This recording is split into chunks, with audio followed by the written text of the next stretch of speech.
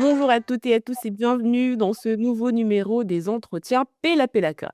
Ici, nous prenons le pari de prendre le temps d'aller notamment à la recherche de ce qui se passe vraiment derrière les mots éducation aux médias et à l'information. Mon invité aujourd'hui a d'ailleurs fait de l'EMI son cheval de bataille. Journaliste passé par Radio France ou encore France Bleu, il a été à la direction d'une radio universitaire puis 6 ans dans la presse écrite sportive régionale. Martin Pierre a tout quitté pour créer Éduc Média Info et former à l'éducation aux médias et l'information. Il intervient auprès de journalistes, de bibliothécaires, de l'éducation nationale, mais aussi d'associations et de tous les publics de manière générale. Il est aussi l'auteur de 36 heures à la rédaction, un jeu pédagogique qui plonge les participants dans le quotidien d'une rédaction le temps d'une partie.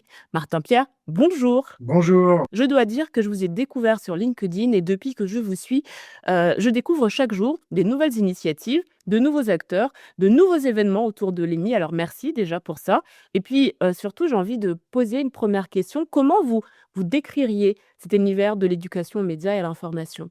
L'EMI, c'est hyper varié, c'est vraiment dynamique en ce moment, c'est mouvant, il y a plein de projets, il y a beaucoup d'aspects qui sont traités avec beaucoup d'exemples et c'est vrai qu'on ressent un petit peu les effets des politiques, de ces dernières années de manière, nationale, de manière globale, avec, évidemment des questions de société qui sont relayées par les médias, donc qui font que ça devient, de plus en plus reconnu, connu avec, un multiple visage et moi, c'est ça que j'aime bien, c'est essayer de faire, se croiser des réseaux, de rencontrer, plein de pratiques différentes et d'un petit peu documenter ça, de regarder ce qui se passe parce que, heu, on peut pas tout faire soi-même, donc il y a toujours des bonnes idées à droite à gauche et il y a beaucoup de gens qui peuvent, s'inspirer de ça et tant mieux, quoi. Des politiques publiques de longue date qui aujourd'hui, portent, enfin leurs fruits, j'ai envie de dire. J'imagine qu'à l'époque où vous avez commencé, ce n'était pas simple? Je pense que pour commencer, c'est souvent un petit peu compliqué, surtout quand la matière ou alors l'enseignement ou alors la pratique n'est pas vraiment, cataloguée comme éducation aux médias à l'information. C'est plutôt des, heu, des choses un peu différentes, qui sont sur de l'éducation populaire, sur, l'éducation nationale et cetera. Donc, on commence souvent par pratique et puis, on découvre ce que c'est. Moi, j'ai commencé en 2009 et c'est le réseau des radios associatives, hein, qui permet, à beaucoup, beaucoup de gens de pratiquer, qui est hyper important, qu'il faut soutenir, et pour lequel il faut défendre le FSER, par exemple. Le FSER qui est, pour, les non initiés? Le fonds de soutien à l'expression radiophonique, qui est un fonds, alloué par l'État et qui donne, des budgets pour les radios associatives et les radios associatives font, souvent presque 50 de leurs revenus propres, grâce à des ateliers d'éducation aux médias. Donc, ça s'est vraiment développé aussi dans ce réseau-là, à la manière de l'éducation populaire, des CMEA, d'autres choses et il y a de multiples acteurs qui se regroupent, autour, d'une, définition de l'éducation aux médias, à l'information qui est assez large, mais qui permet de regrouper, les bibliothèques, les médiathèques, les collèges, les lycées, les universités, tout le monde a un petit peu mis sa définition, chacun s'y retrouve aussi. Est-ce qu'on peut dire que l'EMI se porte bien? Alors, je dis souvent, il y a jamais eu autant d'actions, hein. Moi, je connais pas le moment où il y a eu plus d'actions d'éducation aux médias, parce qu'aujourd'hui, elles sont souvent, labellisées éducation aux médias, alors qu'avant elles étaient, éducation à l'image, éducation au cinéma, éducation au numérique, éducation par les médias et cetera. Donc il y a eu toute cette transformation-là qui fait que ça se labellise, ça se professionnalise. Les gens, sont aussi plus formés et mieux sensibilisés à ça. Quant à dire si ça se porte bien, il y a de multiples associations qui se créent.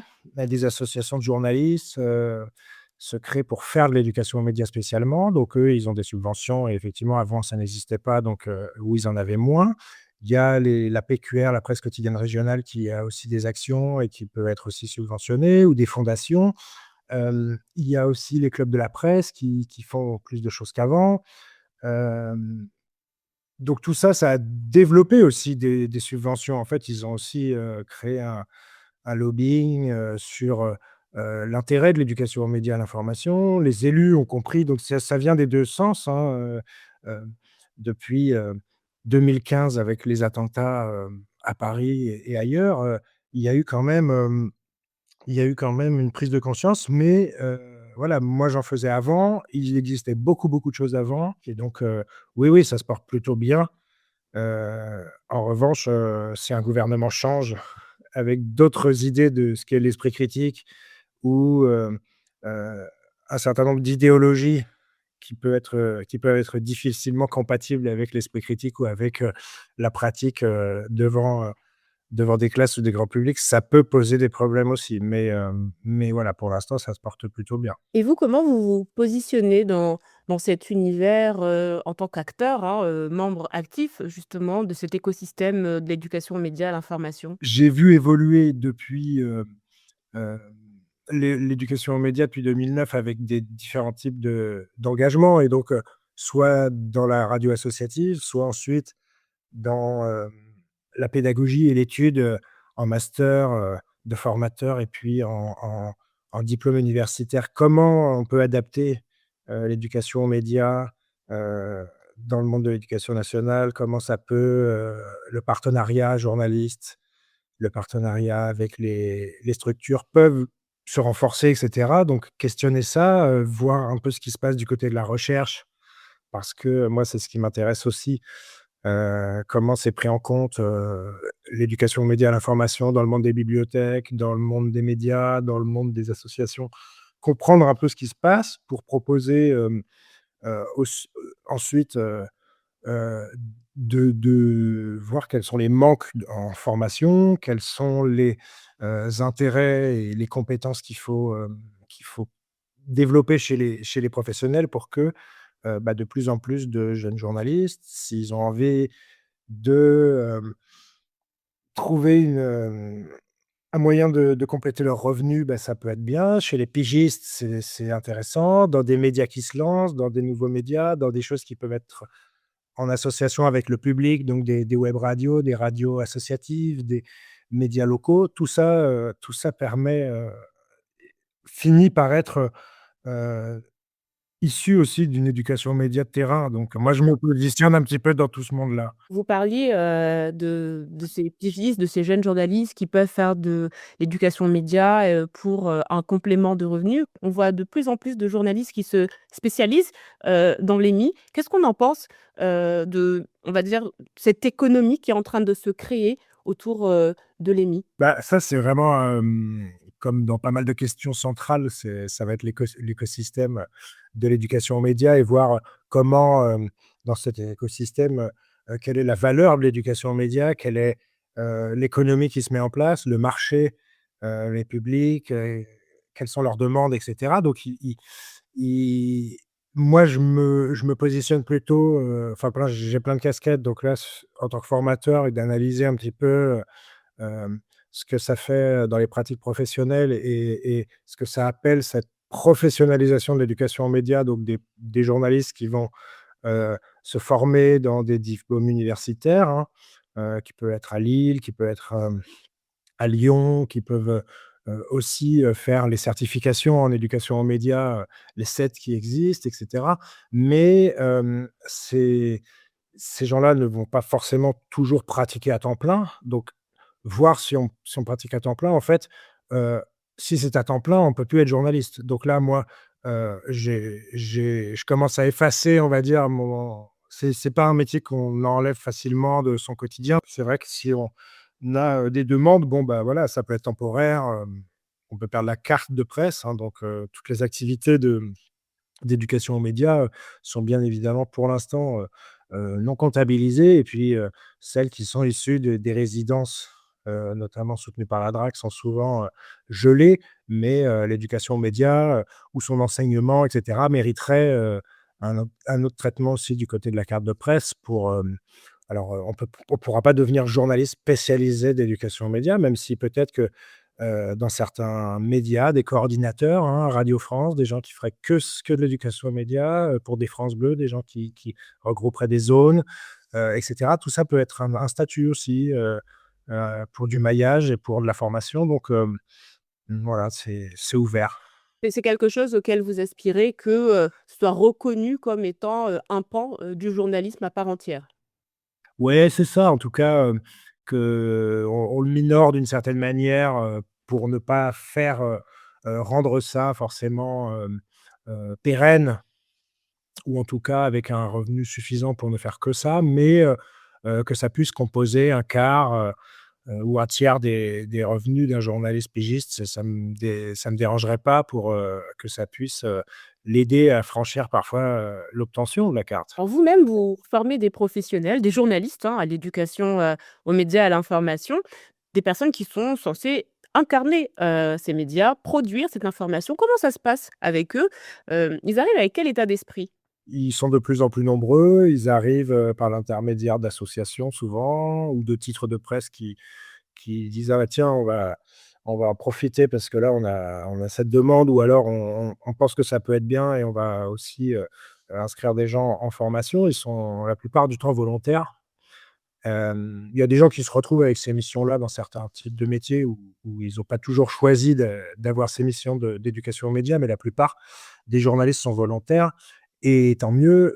C'est compliqué de travailler en EMI si on n'est pas volontaire, c'est compliqué et donc ils ont plein d'idées, ils ont plein d'envie d'adapter, des types de métiers, des questions de leur métier, des questions de compétences, des questions sur leur sujet de de travail, des questions sur leurs médias en interne. Tout ça, ils ont envie de l'animer en type de séance, quoi, de créer des séquences pédagogiques où on va, aborder ces questions-là qui leur tiennent à cœur et en fait, c'est hyper multiple.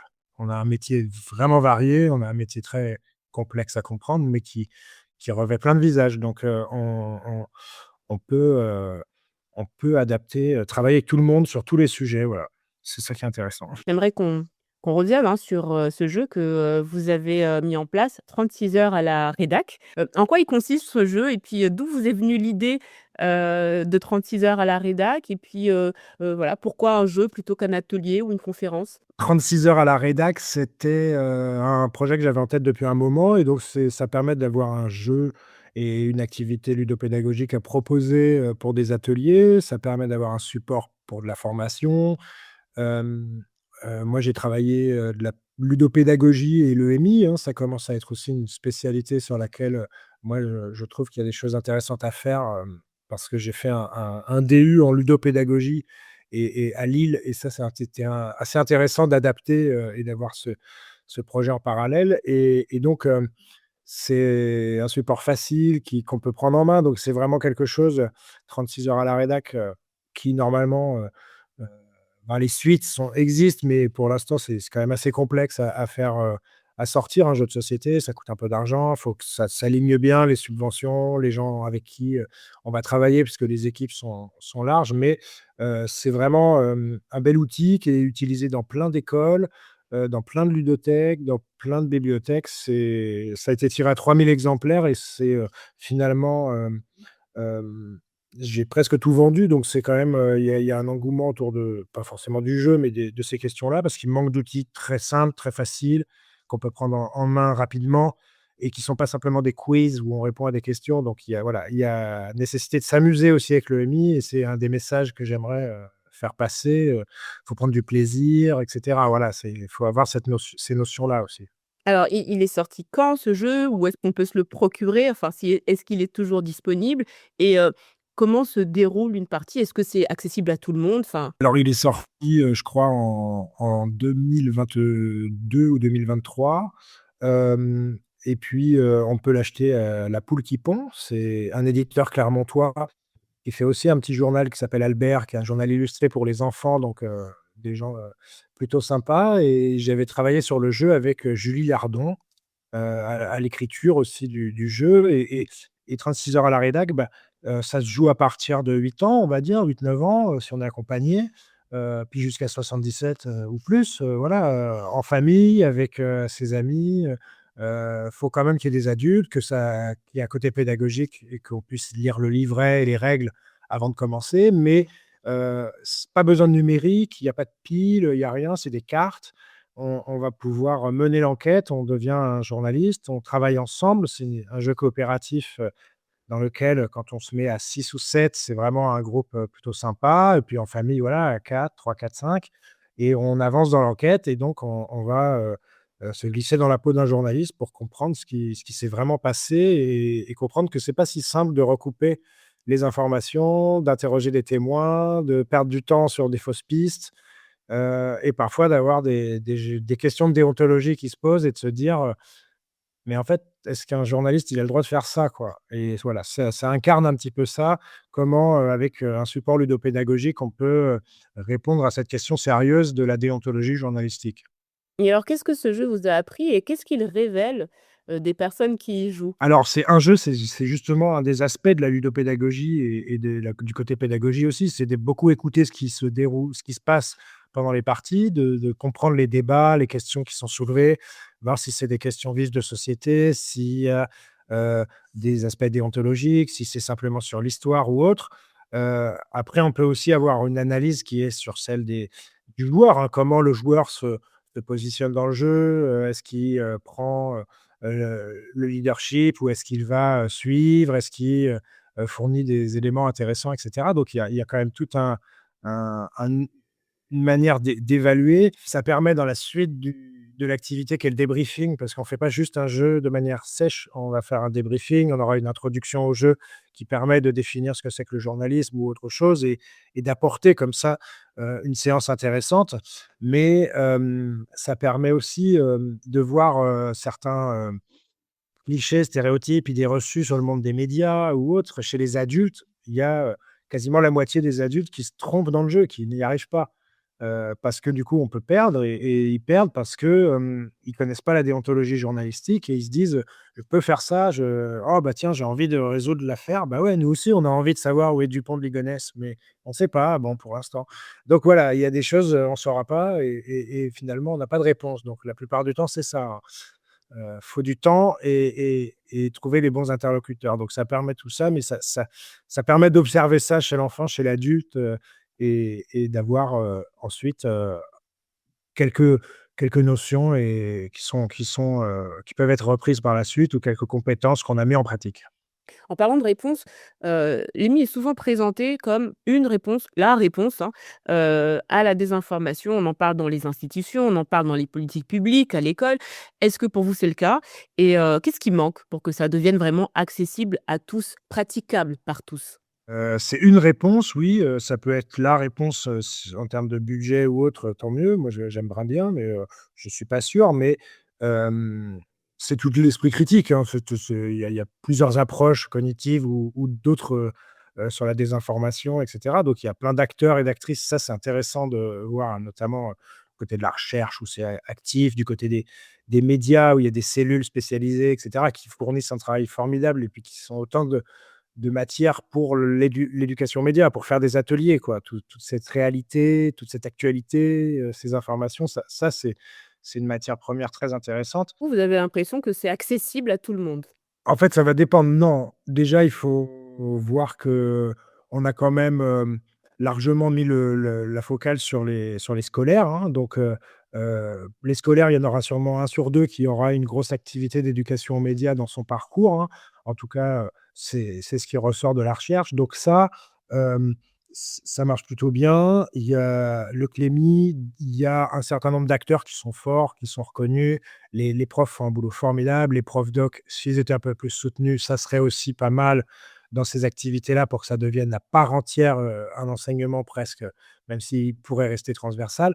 En matière d'éducation nationale, ça va. Dans le monde des bibliothèques, bah, ça touche le public qui va en bibliothèque, donc entre, je sais plus, 15 et 17% de la population, donc c'est peu, mais ça c'est pas, hors de cette population-là.